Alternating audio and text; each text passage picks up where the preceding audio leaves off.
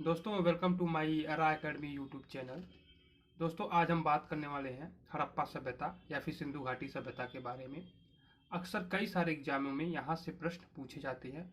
यहाँ तक UPSC IAS exam में भी यहाँ से हर साल एक न एक प्रश्न पूछ ही लिए जाते हैं और यह टॉपिक इतना रिलेवेंट है कि हर एग्जाम में इसका महत्वपूर्ण रोल होता है। तो चलिए दोस्तों बिना समय गंवाए इस टॉपिक्स को हम स्टार्ट करते हैं। दोस्तों सिंधु घाटी सभ्यता विश्व की प्राचीन सभ्यताओं में से एक प्रमुख सभ्यता है। सिंधु घाटी सभ्यता विश्व की प्राचीन सभ्यताओं में एक प्रमुख सभ्यता है। इस सभ्यता का विस्तार उत्तर से मांडा से लेकर दक्षिण में दैमाबाद तथा पश्चिम में सुतकांगेडोर से तथा पूर्व में आलमगीरपुर तक माना जाता है। इस सभ्यता का विस्तार उत्तर से लेकर दक्षिण में दैमाबाद, उत्तर में मांडा से लेकर दक्षिण में दैमाबाद तक, पश्चिम से सुतकांडोर से पूर्व में आलमगीरपुर तक माना जाता है। कई सालों तक सिंधु घाटी सभ्यता एक गुमनाम सभ्यता थी। हड़प्पा सभ्यता का संपूर्ण विकसित क्षेत्र लगभग 13 लाख वर्ग किलोमीटर में फैला हुआ है। हड़प्पा सभ्यता का संपूर्ण विकसित क्षेत्र लगभग 13 लाख वर्ग किलोमीटर में फैला है।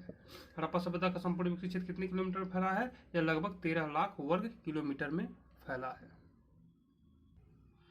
दोस्तों सिंधु घाटी सभ्यता एक कांस्य युग का समाज था जो आधुनिक पूर्वोत्तर अफगानिस्तान से पाकिस्तान और उत्तर पश्चिम भारत तक फैला हुआ था। सिंधु घाटी सभ्यता एक कांस्य युग का समाज था जो आधुनिक पूर्वोत्तर अफगानिस्तान से पाकिस्तान और उत्तर पश्चिम भारत तक फैला हुआ था। उत्तर पश्चिम भारत तक यह सभ्यता फैली हुई थी। सिंधु घाटी सभ्यता का विकास सिंधु और घग्गर यानी प्राचीन सरस्वती नदी के किनारे हुआ। सिंधु घाटी सभ्यता का विकास सिंधु और घग्गर यानी प्राचीन सरस्वती नदी के किनारे हुआ था। हड़प्पा सभ्यता के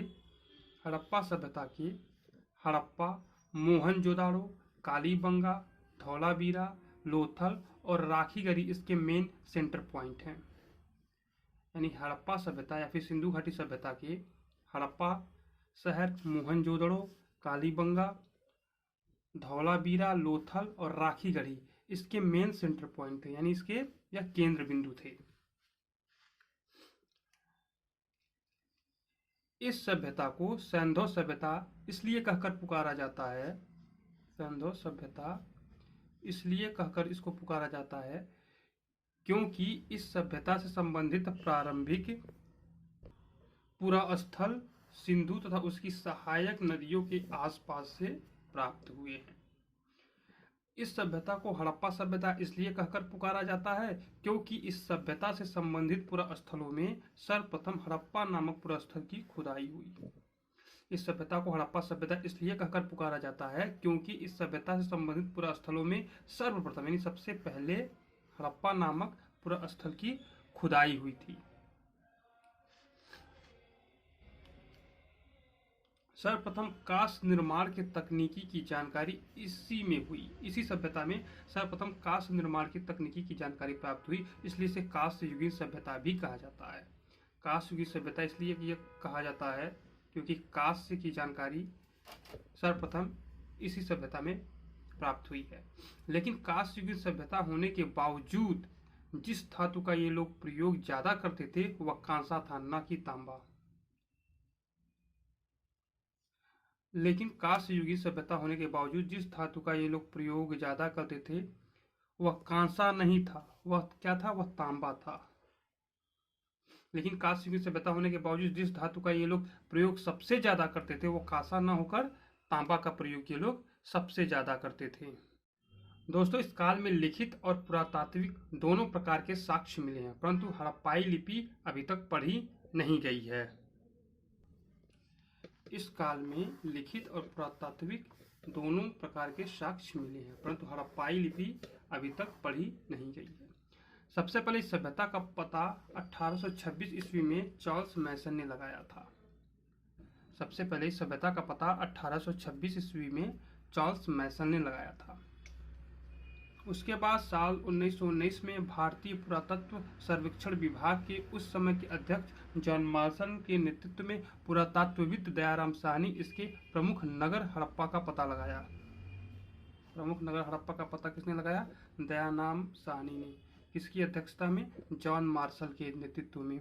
उस बात फिर से पढ़ दे रहे हैं। उसके बाद साल 1921 में भारतीय पुरातत्व सर्वेक्षण विभाग के उस समय के अध्यक्ष थे। कौन थे? जॉन मार्शल के नेतृत्व में पुरातत्वविद दयाराम द्वारा इसके प्रमुख नगर हड़प्पा का पता लगाया गया।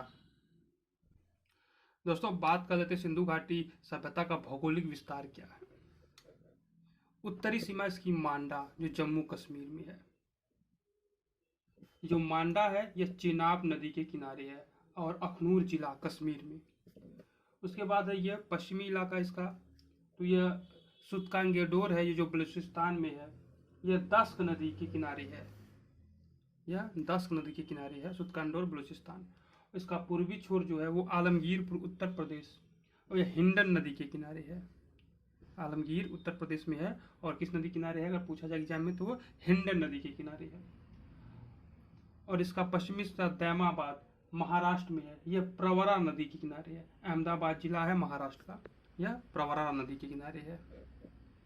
तो यह जो है यह चेनाब नदी, यहाँ पे मैं लिख दे रहा हूँ चेनाब नदी, और ये आलमगीरपुर जो हिंडन नदी, हिंडन नदी है। सुत्कांगेडोर जो ये दस्क नदी के किनारे है। और ये दैमाबाद प्रवरा नदी के किनारे, प्रवरा नदी के किनारे। दोस्तों अभी इस वीडियो को यहीं पे हम समाप्त करेंगे क्योंकि वीडियो बहुत लंबी हो जाएगी। इसी से रिलेटेड टॉपिक यानी हड़प्पा सभ्यता से अभी 2-3 वीडियो और बनाएंगे। इसके पूरा स्थल के बारे में बात करेंगे, इसी के साथ इसका भौगोलिक विस्तार के बारे में अच्छे तरीके से जानकारी उपलब्ध कराएंगे। तो दोस्तों अगर ये वीडियो आपको पसंद आई हो तो इस चैनल को सब्सक्राइब कर दीजिए, वीडियो को लाइक कर दीजिए और शेयर जरूर कर दीजिएगा दोस्तों। धन्यवाद।